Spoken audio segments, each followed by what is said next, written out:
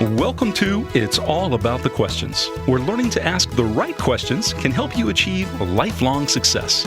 Now, here to help you ask all the right questions is award-winning author, international speaker, and business strategist, Laura Stewart. Good morning, afternoon, and evening, everyone, and welcome to the show on an afternoon and not the morning on a Tuesday. I am so excited to be here with you all and to have a repeat guest who I just love and adore on the show. Jay McBain is back. The last time he was on the show was July of 2020, shortly after I switched over to using Restream and doing live streaming. So I'm excited to have him back on because the last episode that I did with him, we talked about customer obsession, journey mapping, and the future of business. And COVID was really entrenching, but more than that, nobody was really sure what was going to happen. And it's always fun having Jay on the show because I never know where the conversation is going to lead. So let me welcome Jay onto the stream and say thank you once again for always being willing to come on the show. Well, thank you for having me back. It's an honor to be a repeat guest. Yeah, and there's not very many of my guests that I like to have back on because normally it's like one topic and that's kind of it. But you are definitely one of those people, Jay, that I just love having on because I never know where the conversation is going to go. So I want to dive right in because we have so much to do and I know you have a hard stop as well. You work for Forrester, who is considered one of the leading companies with thinking outside the box, thinking where the future is going to go. And before you were even with Forrester, you were known as renowned actually, as somebody who was a futurist, somebody who took data, constantly was scanning what was going on in the world and making predictions and having them come true. So I just want to throw out an open-ended question on what are your thoughts about what you've seen happen and what are the trends that you're seeing in business that people really need to start thinking about? Yeah, thank you for that introduction. And I think it goes back 27 years when I joined the World Future Society and started this idea. And the one thing I learned about being a futurist is that it's not about a crystal ball. It's not about trying to guess who's going to win the Super Bowl.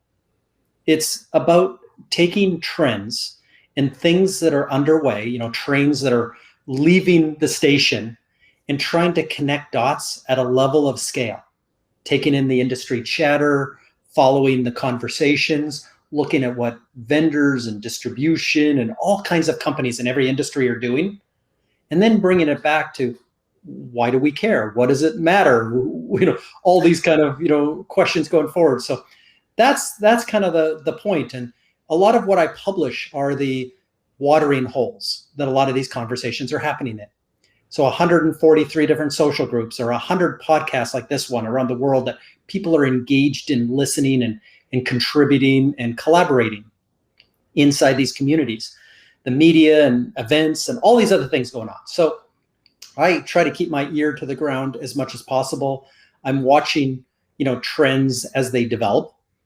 And before I go and make a, major prediction at the end of the year that this is going to have a major impact, I try to get enough data, enough conversations with enough leaders in the world to see where it's really going. You talk about, all these different places you're looking, and you make it sound really simple to look at all of these data points and put them into some sort of, oh, this is what I'm seeing. But yet I talk to my clients all the time. I talk to friends in tech, friends who have different businesses, not in tech. I'm a geek, always a geek. And I see how so many seem to not see signs that are right in front of them. So what is it that triggers that moment for you, Jay, where you go, oh, that's important? Yeah, so let's use an example of something that just happened that I think is going to be really important and material for all your listeners. A few months ago, Google and Apple two of the biggest tech companies in the world. But more than just being tech companies, they have 99% mobile share. Your phone is either an Android phone or an Apple phone. They also have 86% share of browsing. So I don't care what kind of laptop or desktop you use, you are browsing through Safari or Chrome 86% of the time. So two monumentally important companies to every company in every industry came up with privacy religion. They announced the end of cookies. They announced the end of targeting and tracing and all these tracker pixels and all this stuff. And this trend actually goes back 14 years, but it's pretty much been on the back burner, where we all got our first social media accounts, whether it's Facebook or LinkedIn, Twitter, wherever we are, probably over a decade ago. But over time, and it's taken elections, it's taken a pandemic, this is becoming pretty heavy on many people's shoulders in terms of you becoming the product. The private information that you're sharing is being consumed and harvested by others. And it's in a lot of cases being used against you. So society, it built, and then it kind of exploded, where I'm done being the product. And so fast forward to this year, Google, who built half their business on harvesting your private data, made the announcement, but they see a brighter, bigger opportunities ahead to build other businesses that doesn't rely on your personal data.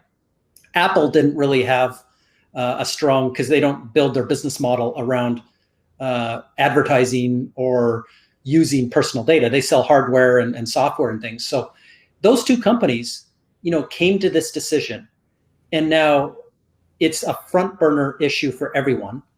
And now we get to look at what would be the ramifications of this and how is it going to play out for the next 10 years.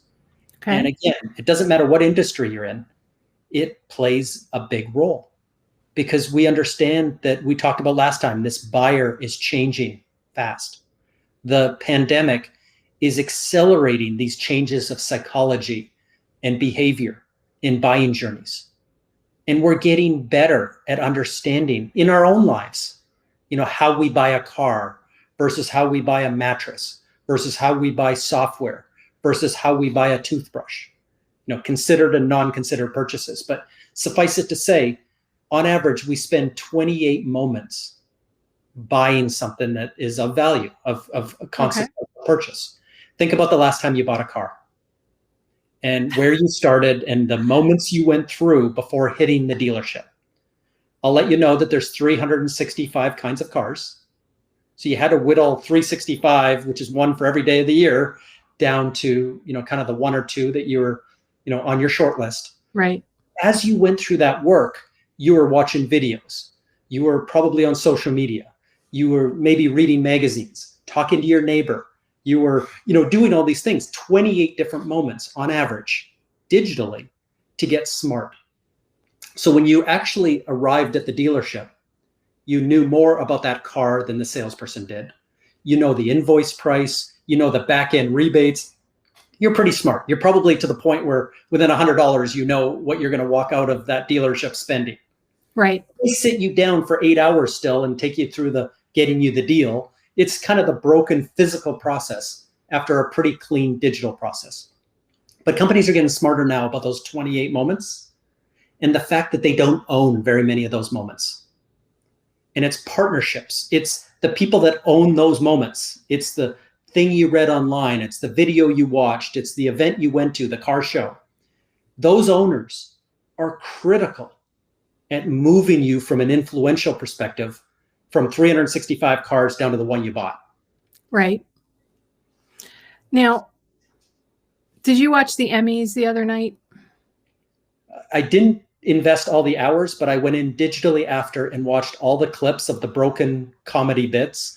Okay. I watched the great speeches. I watched the not so great speeches. So it took me 20 minutes, to watch a 3-hour show. So I think I got the summary. Okay. The people who won the Queen's Gambit, he got on stage and One of my former clients is Ed Keller, and he's written books on word of mouth advertising and how important word of mouth is. And so one of those 28 moments that you talked about, the winners for the Queen's Gambit thanked word of mouth for bringing them to the moment where the Queen's Gambit won the Emmy, and for it being such a huge hit on Netflix, because there wasn't a lot of advertising. Word of mouth really took it to the layers it did. So when I hear you talking about the CAR process and the 28 points and trying to own all those different processes, when word of mouth is still such a critical factor in so much of the buying process, how do these vendors control word of mouth? I mean, I look at Google and Apple and what you were just talking about. I know there's something in it for them by saying, okay, we're stopping this industry that we created. We're stopping the monster, because now they've been, in my opinion, they've been exposed, right? And it's gotten to the point where, okay, we have to back off. We've raked in all the data we need, so now we can do other things. They're ahead of the curve because they designed the curve.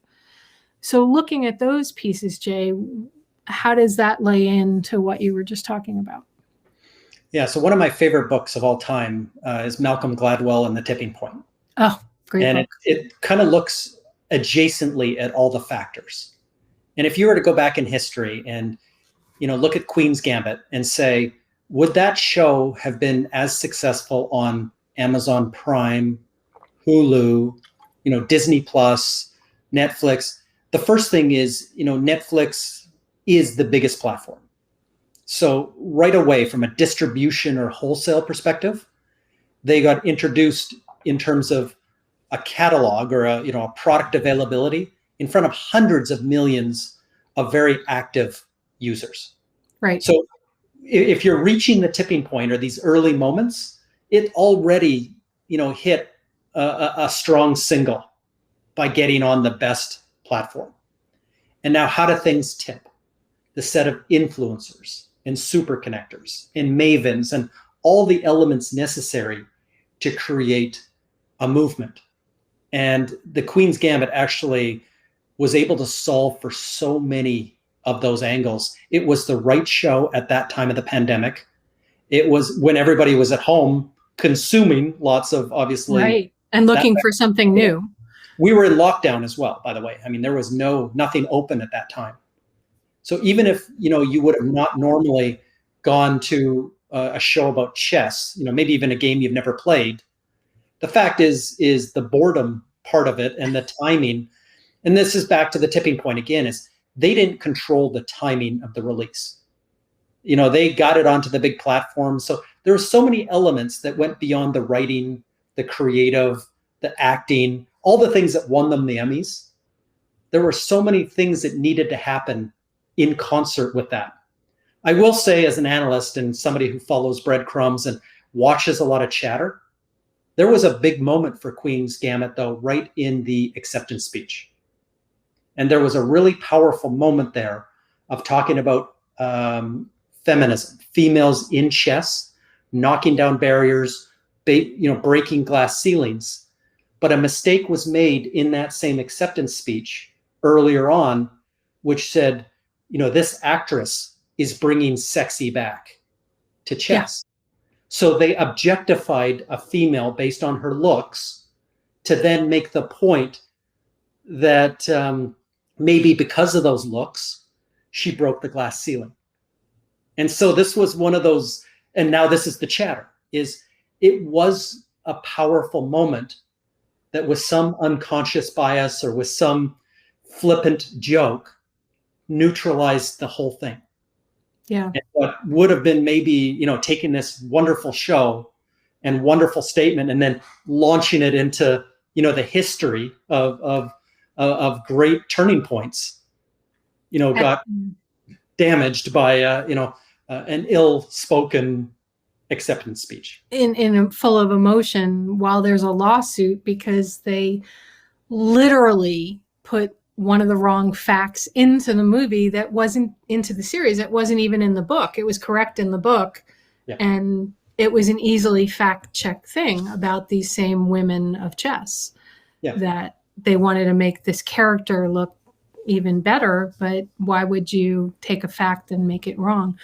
So looking at that, Jay, and looking at people around the world saying, all right, we have to get back to business somehow, to life somehow. We can't just keep in lockdown, because frankly, tons of businesses that just started during COVID that understood the online models, or were selling masks or selling something, right? These people were making millions and millions of dollars. And brick and mortar businesses that didn't make that shift because they thought perhaps COVID wasn't going to last that long and they could just hang out for a couple of months. Restaurants who are still struggling. We have restaurants here that can't open because they have no staff. Okay. At some point, I don't like the term new normal. I don't like the term normal, because our lives the last 50 years have changed every year. Something radical shifts. I just wrote an article for Vero's Voice magazine about what's happened in the tech industry since the iPhone came out in 2007. And nobody saw that coming except Apple and Jobs and stuff. And then all these other industries created. Well, COVID changed that whole paradigm and paradox. What do you think is going to happen next? I mean, how are people going to take this? People that made money during COVID, do you think they'll continue to make money as buildings start opening up, as businesses start going back out and events start happening and airfare starts going all over the place? Yeah, so there's a lot to unpack there, but right. Predicting the future is not predicting, like you said, a single normal. Right.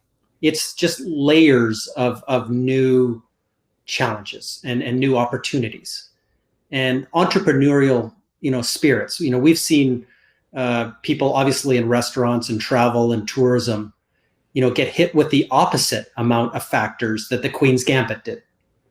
Amount of headwinds that no great leadership or no great insight or foresight, could have countered.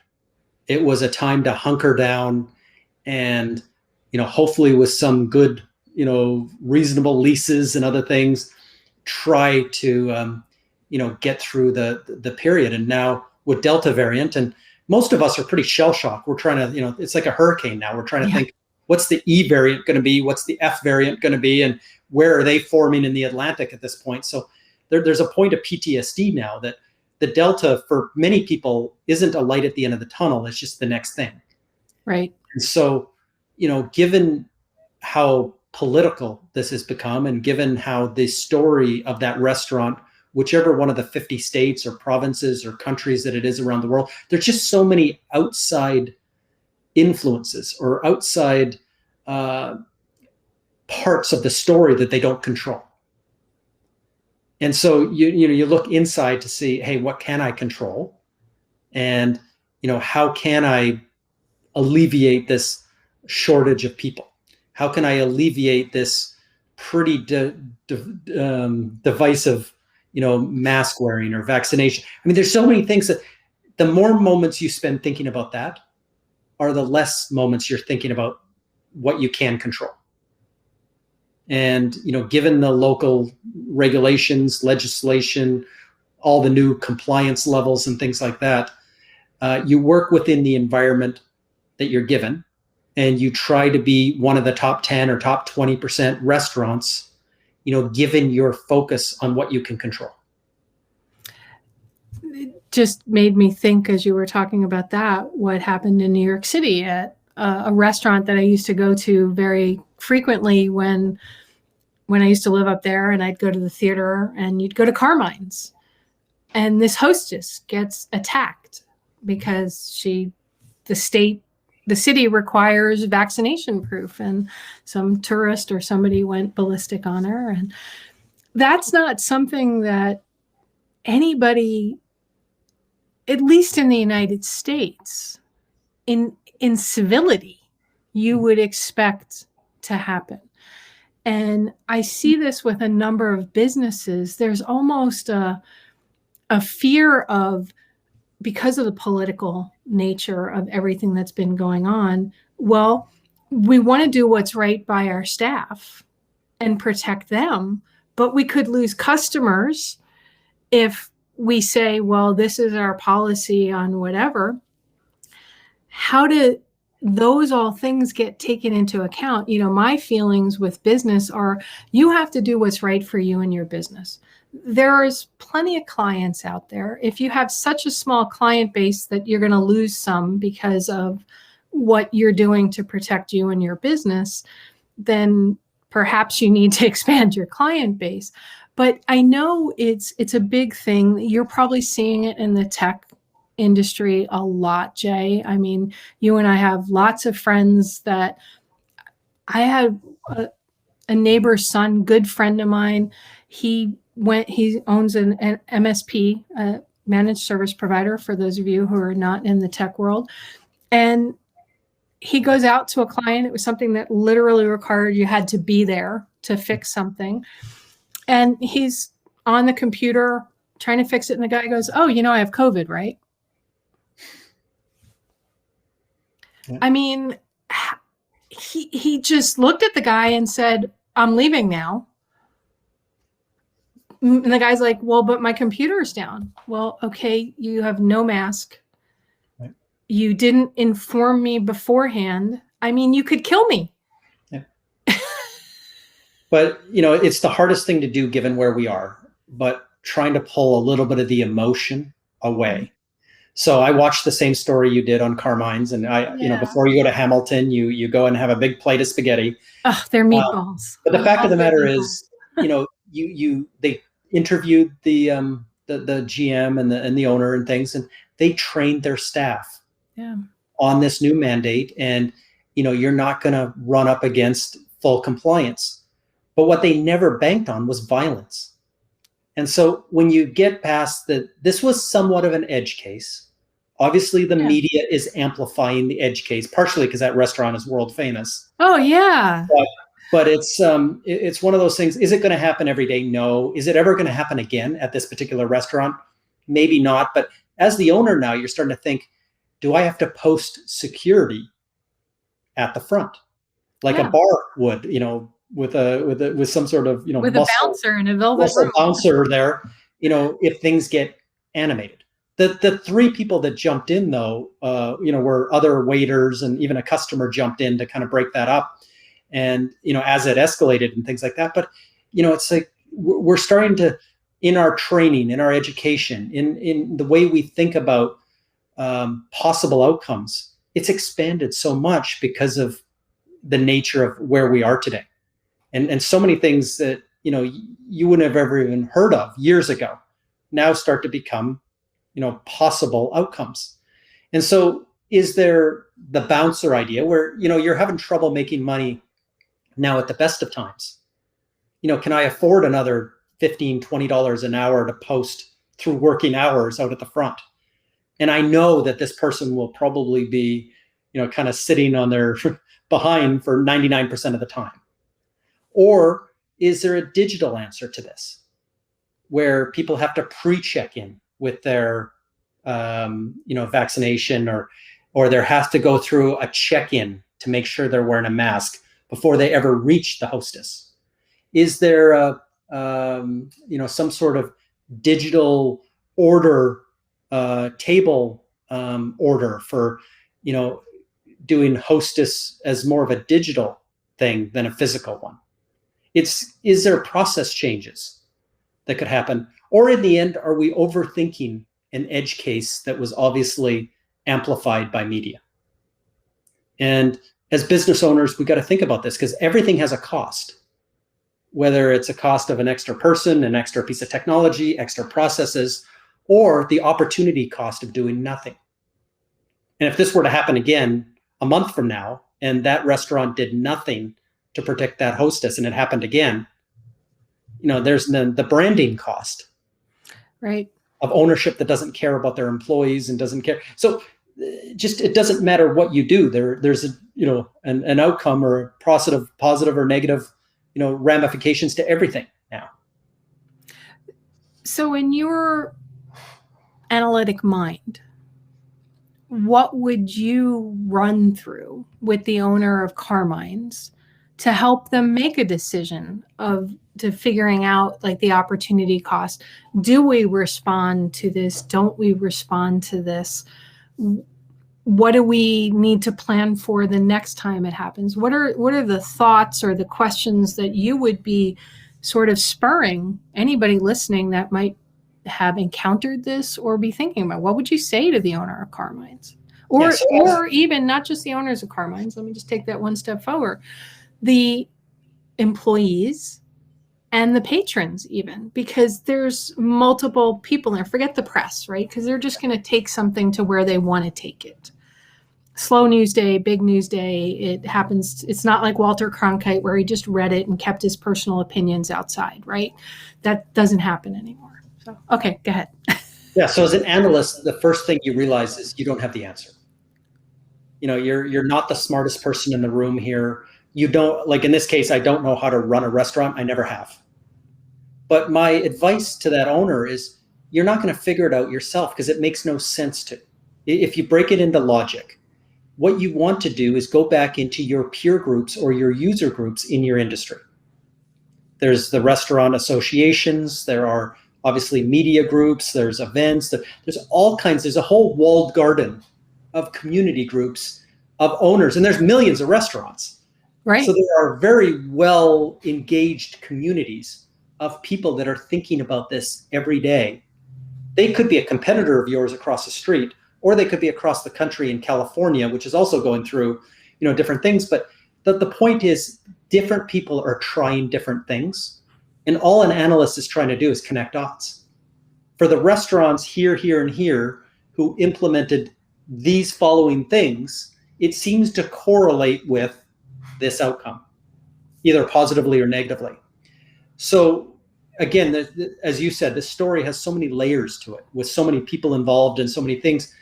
It all becomes numeric at some point. It's about risk. Obviously, the health and safety of your employees and your patrons and everyone else is paramount. But the risk for the business is that, what is the possibility of reoccurrence? What's the possibility of stopping a reoccurrence, before it happens or early enough before it escalates? Is it more training? Is it more personnel? Is it more technology?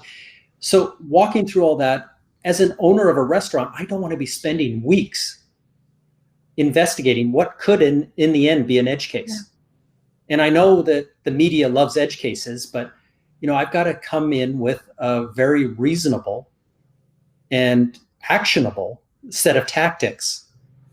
And, I may choose by the end, given my peers, given my community, given people that are experts in what they do, along with myself, the answer might be to do nothing. But, making a decision to do nothing is actually still a decision in this case. And, you're understanding the ramifications of that, of your brand, of the business, of everything else.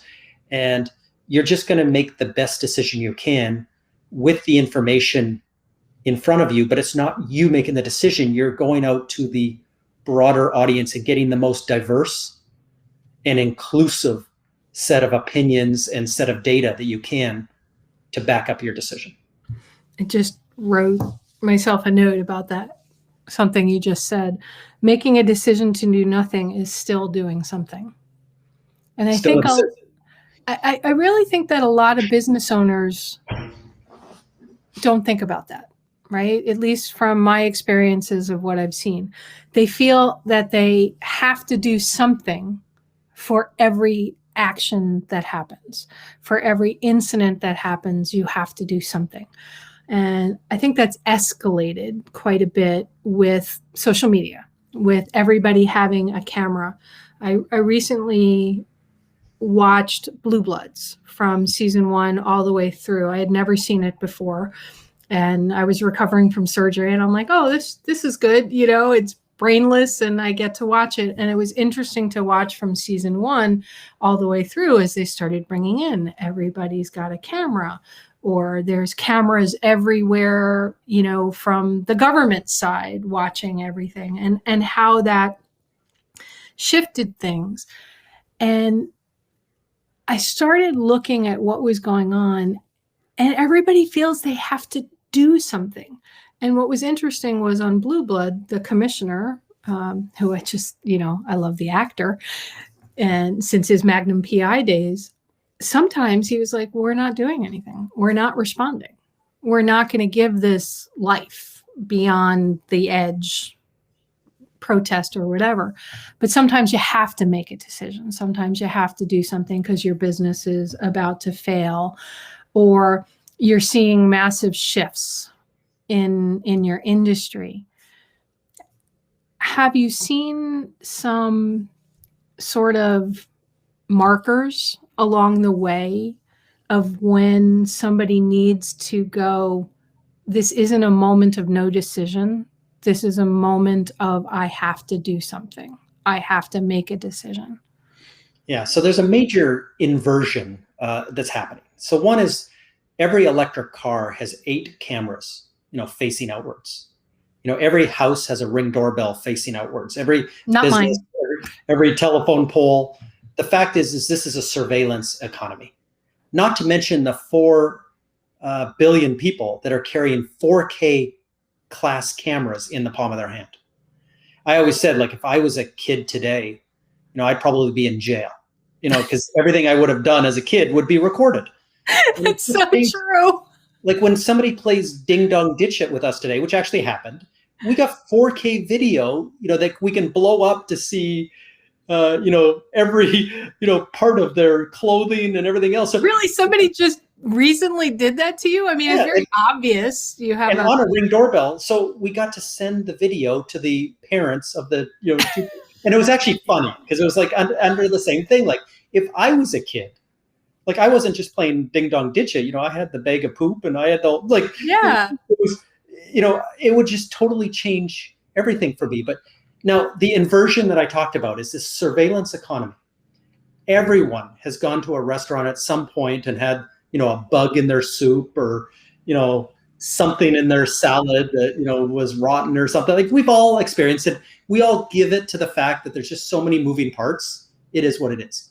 But now we take out our camera, take a very high res photograph, and, we share that to our group of, friends on social. And if it's gross enough, I mean, that could trigger another tipping point. Right.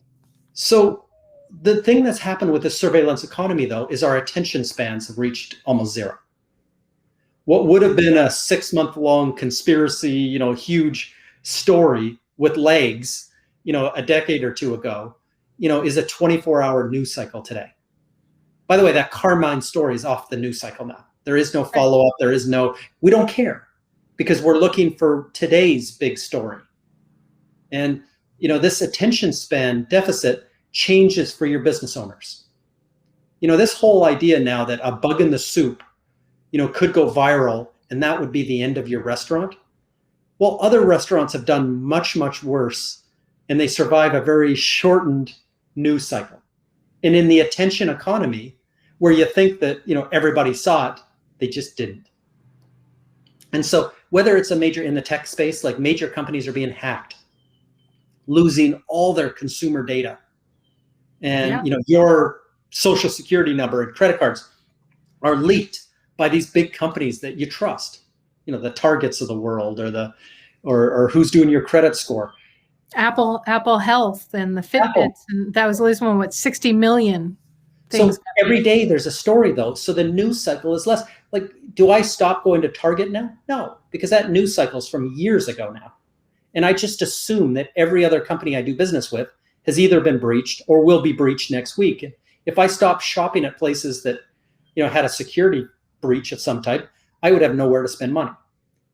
And I think that's where we're getting is the news cycle is so short that the risk of your brand, the risk of ongoing damage is so much less, like orders of magnitude less than not focusing on customer experience, that not focusing on your employee experience, that not focusing on delivering quality in whichever business you're in. this journey that the customer is on, getting in those first 28 moments, getting into that retention mode to earn their business on a repeating, never-ending lifetime value of that customer, that's where the attention lies. There will be little things that come up or big things that come up along the way. The good news, though, is they're not as dangerous as they used to be, or life-ending or company ending as they used to be. You've got to be careful. But again, every moment you spend worrying about an edge case is a moment you're not worrying about the critical things we just mentioned. As long as your brand or your history is not overloading with edge cases, so focusing on doing the right things and building your business and what you do well needs to always be there so that you can survive an edge thing, I'm thinking. Well, yeah. And by the way, the definition of edge is if it happens more than once, it's no longer an edge case. It's kind of below the bell curve. And delivering low quality or having something happen repeatedly is a broken process. It's a broken workflow. It's a broken set of education or training or skills. I mean, this is the point of, is something, the first time something ever happens, you could say it's an edge case. The second time, it no longer qualifies as an edge case. Okay. And that's, as a business owner, you've got to, make that decision. And part of the, follow on from Carmine's is this idea of, could this happen again? What are the chances of this happening again? Because if it happened again, again, a few weeks from now, and it hit the national press and New York Times again, now, next time you're going to watch a Broadway show, you might actually skip Carmine's and go eat your meatballs somewhere else. Yeah. I'm thinking of other restaurants in the area I've been to, Junior's, Sardi's, all the usual suspects and stuff. We don't have a lot of time left for today, but I want to just go a little bit further in this because I can picture my listeners saying, well,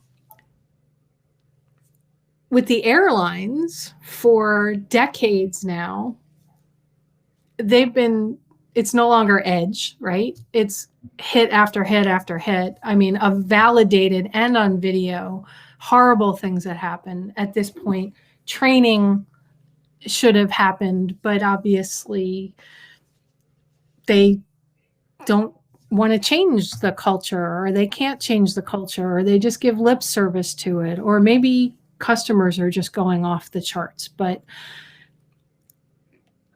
when a lot of small business owners see things like that, a lot of entrepreneurs, they're like, well, we can weather everything. Is it true that every business can weather everything, even if you've changed things? Or is it just somebody like Google or Apple or Delta or United Airways? They're just so ubiquitous to the culture, to the business environment, almost too big to fail. But, I've seen Eastern Airlines. I'm of that age. I'm 58. A lot of the airlines I flew on no longer exist, right? So at what point do you have to say, I can fail? Is it something that always has to be in the back of your mind, or no? It's just expanding a bit on the other thought. Well, I think as an entrepreneur, no one can, be immune to those thoughts. You don't want to spend a lot of time inside those thoughts and trying to figure out the 500 different ways you could fail. But it's a good example of, when I talked about things outside of your control, the world is more on edge. The world is more divisive. The world is more angry than it's ever been. And we always know that air travel increases the level of stress. We understand the degree of cortisol and all the, chemicals that get highlighted. And you're amped up. It's just always a moment of higher heart rate and more tension. And people are angrier when they're on public transportation, not just flights. I mean, you see it on trains, you see it in buses. Yeah. I mean, this is a society thing now. So these airlines, I mean, obviously they're trying to create environments, like I think of Southwest and things, and trying to levitate a bit and, make a bit more humor and try to lower the temperature. But every day now we're seeing 4K video coming out of some airplane and somebody going off the charts in bad behavior, punching, kicking, screaming, getting duct taped to the seat, abuse and actual harassment and right down to physical violence of airline crew and having people resign because of it. And, you look back to the airlines and, you start, these edge cases now aren't edge anymore. They're happening every day. And you've got air marshals and you've got increased security and all the different procedures of, dropping into that next airport and getting police on board and stop serving alcohol. There's been so many, kind of reactive things to try to lower the temperature. And you kind of feel for them a little bit because they're serving a different clientele than maybe a restaurant would or a hotel would be. So, they've got this bigger problem. And maybe, the answer is that all of our flights end up costing more money. We start earning some more legroom. We get more employees at the gate to handle kind of the stress. We have a better onboarding. We have more options for entertainment. And maybe they're, our cutthroat, I want to fly everywhere for $100, dipped a little bit too low on the customer experience side to deliver profitably. Right. Maybe the answer is it's $200. And there are some more than, two nuts and a bolt. And there's a bit more frivolities than what a $100 flight would be. But if you raise that bottom bar and force the market to do that, and maybe, this is where you talk about regulation and things like that as well. Maybe we have to jump from the bottom and have the resources necessary as a business owner to elevate the customer experience. The price of a plate of spaghetti goes up by $3, which funds the bouncer at the door or the technology to alleviate some of these things. Right. Yeah, I love that idea and that concept.